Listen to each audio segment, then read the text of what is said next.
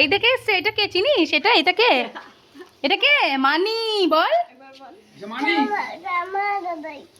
এটা আমার দাদাই, ছাড়ো।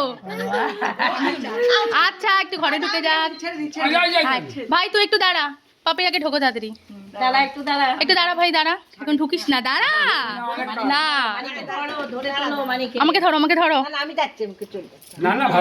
তার আগে পাপাই ঢুকু। ওগুলো দে, ওটা দে, ওটা দে।